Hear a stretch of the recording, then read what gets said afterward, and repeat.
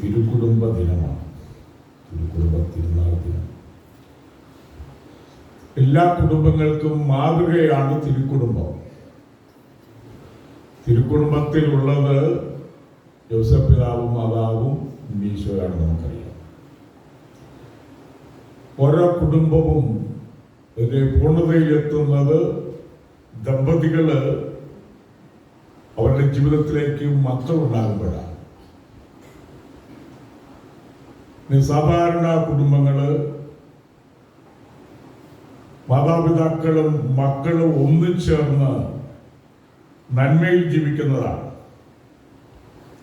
ഇന്നത്തെ വചനത്തിൽ ഈജിപ്തിലേക്ക് യാത്ര ചെയ്യുന്ന ഒരു കുടുംബത്തെയാണ് പലായനം ചെയ്യേണ്ടി വരുന്നത്.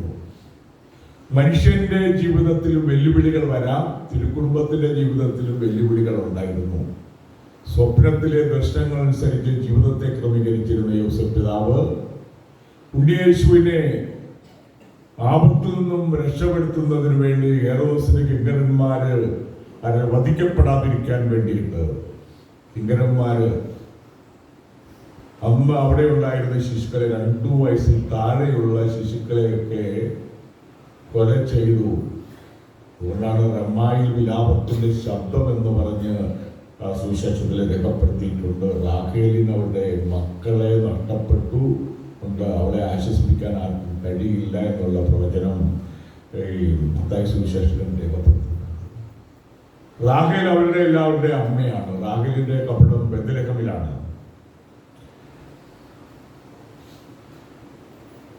ഇങ്ങനെ മസ്രത്തിലേക്ക്, അത് കഴിഞ്ഞിട്ട് വീണ്ടും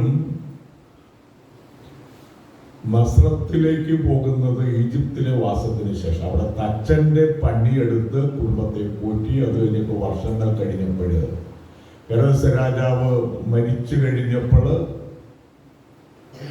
വീണ്ടും ബെത്ലഹേമിലേക്കല്ല പോയത്. അർക്കലാവോസ് എന്ന രാജാവിന്റെ മകനാണ് അവിടെ ഭരിച്ചിരുന്നത്.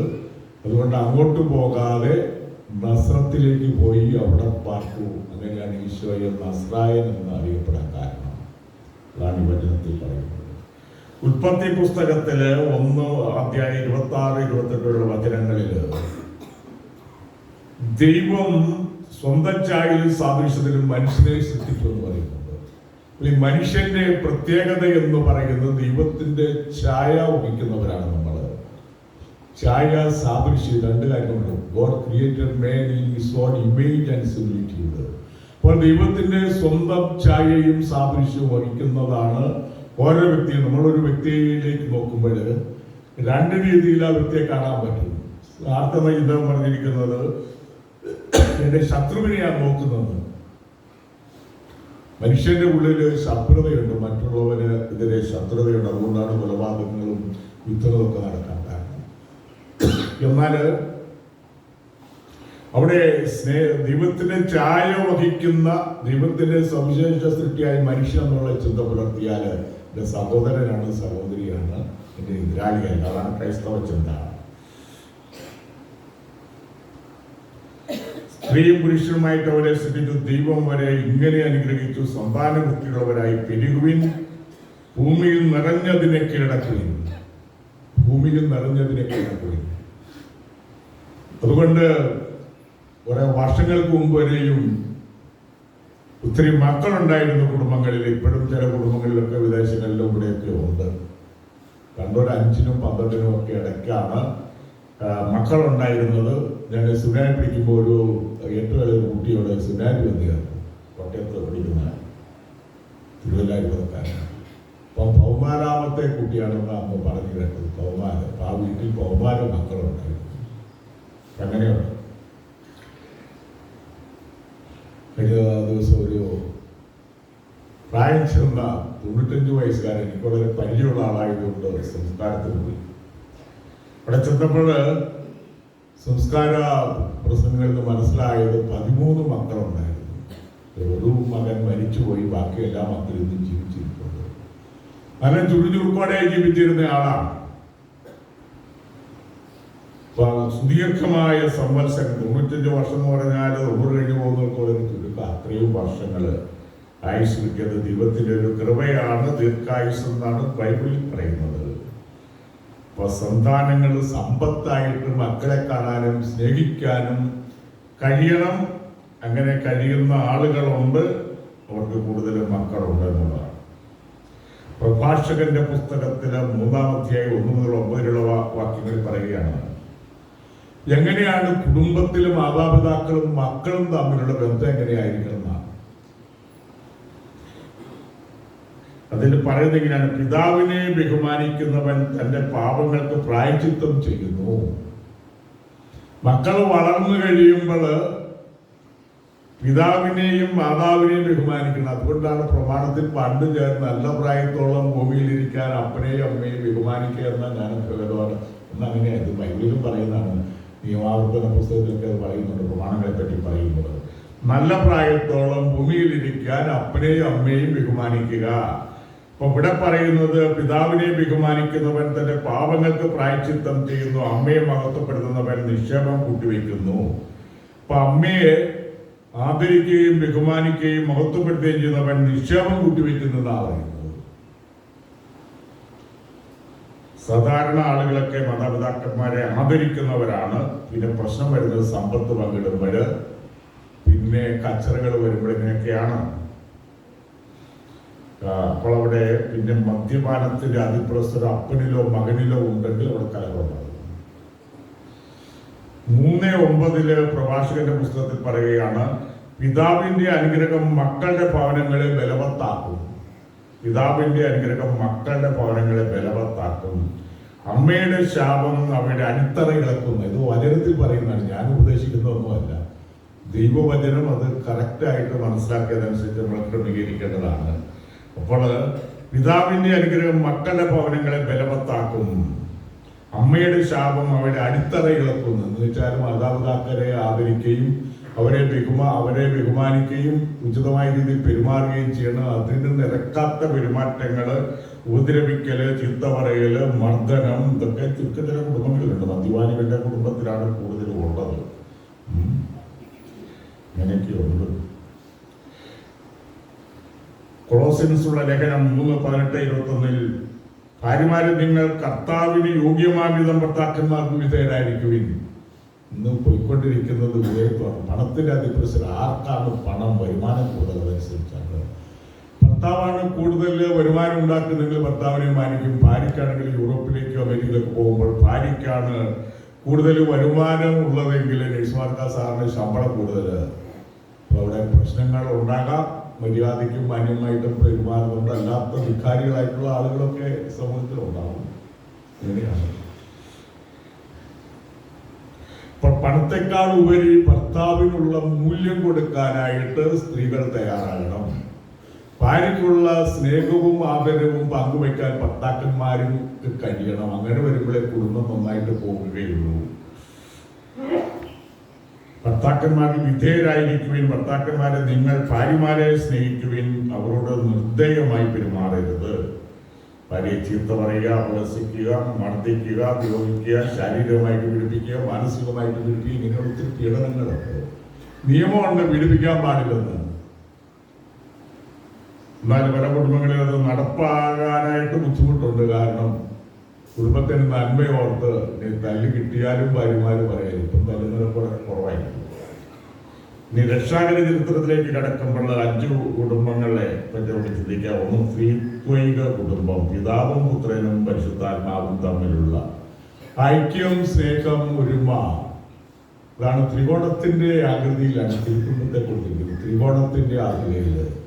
അപ്പോൾ പിതാപുത്ര പരിശുദ്ധാത്മാ, പിതാവും പുത്രനും പരിശുദ്ധാത്മാവും അവർ ഒരുമയിലാണ്, പരസ്പരം സ്നേഹത്തിലാണ്, ഒരുമയിലാണ്, ഒരു കൂട്ടായ്മയാണ്. നല്ലൊരു ദൈവം മാത്രമേ ഉള്ളൂ. എല്ലാ കുടുംബങ്ങളുടെയും സനാതന മാതൃകയാണ് തിരുക്കുടുംബം, ഈ ത്രിത്വൈക കുടുംബം എന്ന് പറയുന്നത്. രണ്ടാമത് ആദത്തിന്റെ ഹവ്വായുടെ കുടുംബമാണ്.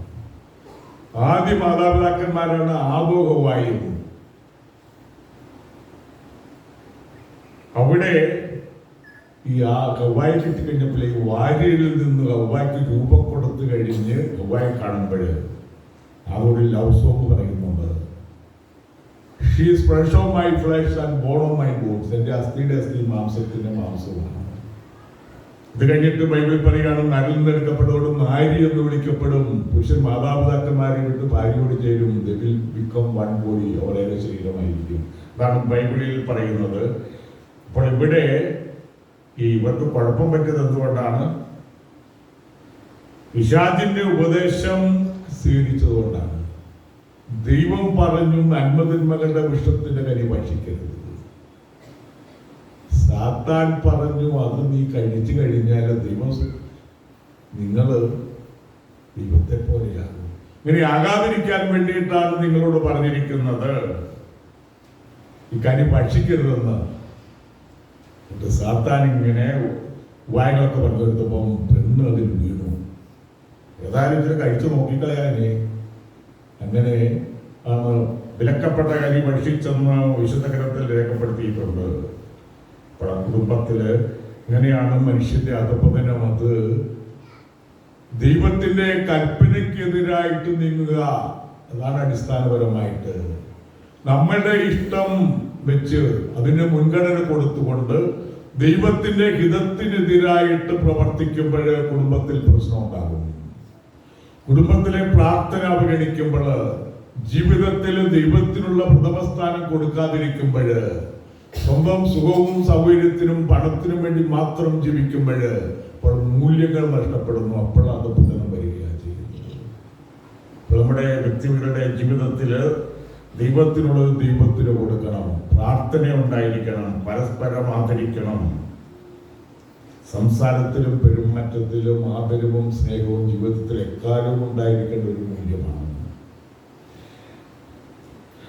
മാസത്തിലെ തിരുക്കുടുംബം പർദീസായിൽ നഷ്ടപ്പെട്ടത് വീണ്ടെടുത്തത് രണ്ടാമത്തെ ആദമായി ഈശോ വഴിയാണ്. സെക്കൻഡ് ആഡം എന്നാണ് ഈശോയെ പറ്റി പറയുന്നത്. നസ്രത്തിലെ തിരുക്കുടുംബത്തില് യോസേഫ് പിതാവും മാതാവും ഈശോയും. ഈശോ വളർന്ന് വലുതായി അങ്ങനെ നഷ്ടപ്പെട്ട ദൈവകൃപ വീണ്ടെടുത്ത് മനുഷ്യർക്ക് നൽകുകയാണ്. ആദത്തിന്റെയും ഹവ്വയുടെയും പാപത്തിന് പരിഹാരം ചെയ്തുകൊണ്ട് മനുഷ്യവംശത്തെ രക്ഷിക്കുന്ന യേശുവിനെയാണ് യേശുവിന്റെ ജീവിതത്തിലും പീഡാനുഭവത്തിലും കുരിശുമരണത്തിലൊക്കെ നമ്മൾ കണ്ടെത്തുക. ദമ്പതികള് കർത്താവ് സഭയെ സ്നേഹിച്ചതുപോലെ സ്നേഹിക്കുന്ന, കർത്താവ് സഭയെ സ്നേഹിച്ചത് തങ്ങളുടെ ജീവിതം ബലിയർപ്പിച്ചുകൊണ്ടാണ്. ഈശോ കുരിശിൽ മരിച്ചുകൊണ്ടാണ് സഭയെ സ്നേഹിച്ചത്, ജീവിതം ബലിയർപ്പിച്ചുകൊണ്ട്. അങ്ങനെ സഹനത്തിന്റെയും ത്യാഗത്തിന്റെയും അധ്വാനത്തിന്റെയും ജീവിതത്തിലേക്കാണ് ദമ്പതികൾ വിളിക്കപ്പെട്ടിരിക്കുന്നത്. നീണ്ടു നിൽക്കുന്ന ഓരോ കുടുംബ ജീവിതത്തിലും സഹനങ്ങൾ ഉണ്ടാകും, വേർപിരിയലുണ്ടാകും, രോഗങ്ങൾ ഉണ്ടാകും, വെല്ലുവിളികൾ ഉണ്ടാകും. മക്കൾ നല്ലവരാണെങ്കിൽ അതിനെപ്പറ്റി പ്രശ്നമില്ല. മക്കൾ തോന്നിയാസികളായി കഴിഞ്ഞാൽ അതിൻ്റെ മുമ്പരം ഹൃദയത്തിലെപ്പോഴും നിലനിൽക്കും. മക്കള് മാതാപിതാക്കളോട് കൊടുക്കേണ്ട ആദരവും ബഹുമാനം കൊടുക്കാതെ ചീത്ത പറയുകയോ അപഹസിക്കുകയൊക്കെ ചെയ്തു കഴിഞ്ഞാൽ അതും വേദന ഉണ്ടാവും. ഇങ്ങനൊരു സൗന്ദര്യം ഉണ്ടാകാതിരുന്നെങ്കിൽ എന്ന് ചിന്തിക്കേണ്ട സാഹചര്യവും വരും. മക്കൾ വരുത്താൻ പാടില്ല, മക്കൾ ഇവിടെ ഇരിക്കില്ല. വെളിപാടിന്റെ പുസ്തകത്തില് പരമപിതാവിനെ ആരാധിക്കുന്ന സ്വർഗീയ കുടുംബത്തെ പറ്റിയാണ് പറയുന്നത്. പരമപിതാവിനെ ആരാധിക്കുന്ന സ്വർഗീയ കുടുംബം സ്വർഗത്തില് ദൈവ സാന്നിധ്യത്തിലായിരിക്കുക. ദൈവത്തിനെതിരെ നിൽക്കുന്ന കുടുംബം തകരും. ഒരു ഉദാഹരണമാണ് ഹെറോസിന്റെ കുടുംബം. ഹെറോസിന്റെ കുടുംബത്തില് ഹെറോസിന് ഭാര്യമാർ കുറെ ഉണ്ടായിരുന്നു. 10 ഭാര്യമാര്, മക്കള് 40 മക്കള്. ഈ ഭൂരിഭാഗം മക്കളും അവര് പരസ്പരം പോരാടി മരിച്ചവരാ. പിന്നെ അതില് 3 മക്കളാണ് ഭരണത്തിൽ പങ്കെടുത്ത അർക്കലാവോസ്, അന്തിപ്പാത്ര, ഫിലിപ്പ്. അവരുടെ ഭരണം പരാജയമാണെന്നാണ് ചരിത്രം പറയുന്നത്. ഇനി തിരുകുടുംബത്തിന്റെ മൂല്യങ്ങളിലേക്ക് കടന്നാല് യോസേഫ് പിതാവ്, വളർത്തു പിതാവ്, നീതിമാൻ. യോസേഫ് പിതാവിനെ പറ്റി ജാസ്റ്റുമേ, നീതിമാനായ യോസേഫ് പിതാവ്. നീതി എന്ന് പറയുന്നത് ഓരോരുത്തർക്കും അർഹമായത് കൊടുക്കുക. മക്കളെ സംബന്ധിച്ചിടത്തോളം തുല്യമായിട്ട് പരിഗണിക്കാനായിട്ട് മാതാപിതാക്കൾക്ക് കഴിയണം. കഴിയില്ലെങ്കിൽ കലഹത്തിനും ശത്രുതയ്ക്കും വിദ്വേഷത്തിനും ഇടം കൊടുക്കുകയാണ് ചെയ്യുക. മറിയം നന്മ നിറഞ്ഞവൾ. മറിയത്തെ പറ്റി പറഞ്ഞത് നന്മ നിറഞ്ഞ മറിയമേ എന്നാണ്. നന്മ നിറഞ്ഞവളാണ്. നമ്മുടെ കുടുംബത്തിലും നീതിമാനായിട്ടുള്ള യോസേഫ് പിതാവിനെ പോലെ നീതിമാന്മാരായിട്ടുള്ള കുടുംബ തലവന്മാര്, പിതാക്കന്മാര്, നന്മ നിറഞ്ഞ അമ്മമാര്, അതുപോലെ ഈശോയെ പറ്റി പറയുന്നത് അവൻ അവർക്ക് കീഴ്വഴങ്ങി മാതാപിതാക്കളോട് ചേർന്ന് നിൽക്കുന്ന മക്കള്. ഇതാണ് മനോഹരമായ കുടുംബം. അതാണ് ഈ തിരുനാളിൽ നമ്മൾ അനുസ്മരിക്കുന്നത്. അപ്പോൾ അങ്ങനെയുള്ള കുടുംബങ്ങളാണ് ഉണ്ടാവേണ്ടത്. അതാണ് നമ്മുടെ മാതൃക. ഇനി കുടുംബത്തിൽ ഉണ്ടായിരിക്കേണ്ട മൂല്യങ്ങൾ: ഒന്ന്, ദമ്പതികൾ തമ്മിൽ അഗാധമായ സ്നേഹം, പരസ്പരം ആദരവ്, പരസ്പരം അവമാനിക്കരുത്. യോസേഫ് നീതിമാനാകയാലും മാതാവിനെ അപമാനിക്കാനായിട്ട് മനസ്സില്ലായ്മ കൊണ്ടും ഇവിടെ രഹസ്യമായിട്ട് ഉപേക്ഷിക്കാനായിട്ട് തീരുമാനിച്ചതാണ്. അപ്പോൾ അവിടെ ഈ പരസ്പരം അപമാനിക്കുകയും കുറ്റപ്പെടുത്തുകയും ചീത്ത പറയുകയും ഇങ്ങനെ കുടുംബത്തിൽ അഗാധമായ സ്നേഹം ഉണ്ടായിരിക്കരുത്. ആ സ്നേഹം അങ്ങ് പോയി കഴിഞ്ഞാൽ പിന്നെ നരകമായിട്ട് മാറില്ല. സ്നേഹം പോയി കഴിഞ്ഞാൽ നരകമായിട്ട് മാറുകയാണ്. അത് ജീവിതത്തിന്റെ ഏത് കാലഘട്ടത്തിലും സംഭവിക്കാം. അപ്പോൾ ചിന്തിക്കേണ്ടത്, എനിക്ക് ഇടയും തുണയുമായിട്ട് ദൈവം യോജിപ്പിച്ചു തന്ന വ്യക്തിയോട് കൂടി ആരോഗ്യത്തിലും നമ്മൾ ഇത് പ്രതിജ്ഞയെടുക്കുമ്പോൾ ആരോഗ്യത്തിലും അനാരോഗ്യത്തിലും ഒരുമയോടുകൂടി ജീവിക്കാമെന്ന് പ്രതിജ്ഞ ചെയ്യുന്നത് വിശുദ്ധ ഗ്രന്ഥത്തിൽ പിടിച്ചുകൊണ്ട് സത്യം ചെയ്യുക. അപ്പോൾ അത് അവസാനം വരെ നിലനിൽക്കണം. ഇനി മനുഷ്യ ജീവിതത്തിലെ ഏറ്റവും അടുത്ത ബന്ധം ഏതാ? പല ബന്ധങ്ങളുണ്ട്. മാതാപിതാക്കൾ തമ്മിലുള്ള ബന്ധമുണ്ട്, അപ്പനും അമ്മയും തമ്മിലുള്ള ബന്ധമുണ്ട്, മക്കളും മാതാപിതാക്കളും തമ്മിലുള്ള ബന്ധം. എന്നാൽ ഭാര്യ ഭർത്താവിനുള്ള ബന്ധമാണ്. മക്കളെ കല്യാണം കഴിച്ചു കഴിയുമ്പോൾ അവർ വേറെ കുടുംബത്തിൽ രൂപം കൊടുക്കുക, അവർ വീട്ടിൽ ഉണ്ടാവണമെന്നില്ല. പിന്നെ അവസാനം വരെയും ജീവിതത്തിന്റെ സുദുഃഖങ്ങൾ അനുഭവിച്ച് ആരംഭിച്ച ബന്ധം ജീവിതത്തിന്റെ ഒരാൾ വേർപിരിയുന്നവരെ നിലനിൽക്കേണ്ട ഏറ്റവും അടിസ്ഥാനമായ ബന്ധം ദാമ്പത്യ ബന്ധമാണ്. ആ ബന്ധം തകർന്നാല്, നരകമായിട്ട് മാറിയാല് കുടുംബത്തിൽ സമാധാനവും ഐശ്വര്യവും ഉണ്ടാവുകയാണ്. അതാണ് ചിന്തിക്കേണ്ടത്. അപ്പോൾ കുടുംബത്തിൽ വേണ്ടത്: ഒന്ന്, പരസ്പര സ്നേഹം; രണ്ട്, വിശുദ്ധി; മൂന്ന്, വിശ്വസ്തത. പിന്നെ സംസാരത്തിൽ പരസ്പരം ആദരിക്കുക. പിന്നെ ഭർത്താക്കന്മാരും ചുരുക്കം ചിലടത്ത് ഭാര്യമാരും ഒക്കെ മദ്യത്തിന് അഡിക്റ്റായി കലവുണ്ടാക്കാതിരിക്കുക. മദ്യമാണ് പലപ്പോഴും കുഴപ്പമുണ്ടാക്കുന്നത്. ഒരു സംഭവം കൂടി പറഞ്ഞിട്ട് നിർത്തിയതാണ്. കുടുംബത്തിൻ്റെ കാര്യമായതുകൊണ്ട് ഞാൻ ആദ്യം ഇരുന്ന ഒരിടവകയിൽ, അപ്പം ഞാൻ നടക്കാനൊക്കെ പോയിട്ട് വന്നപ്പോഴത്തേക്കും ഒരു 10-50 പേരവിടെ അഴിമുറ്റത്ത്. അതിന് അന്വേഷിച്ച് കഴിഞ്ഞപ്പോഴത്തേനും പറഞ്ഞു, ഒരു ഭാര്യയും ഭർത്താവിനെയും വിളിച്ചോണ്ട് വന്നിരിക്കുക. കാരണം എന്നാണെന്ന് ചോദിച്ചു കഴിഞ്ഞപ്പോൾ, കശാപ്പുകാരനായ ഭർത്താവ് കുടിച്ച് പൂസായി കഴിഞ്ഞപ്പോൾ ഓല വീണ അവർക്കുള്ളത്, അതിന് തീ കത്തിച്ചു കളഞ്ഞു. ഈ സ്ത്രീയുടെ ഭാര്യയുടെ ആംഗളമാരും നാട്ടുകാരും എല്ലാം അവിടെ കൂടിക്കൊണ്ട് വന്നിരിക്കുക, ബന്ധം പിരിക്കണമെന്ന് പറഞ്ഞാൽ എൻ്റെ അടുത്ത് വന്നിരിക്കുന്നത്.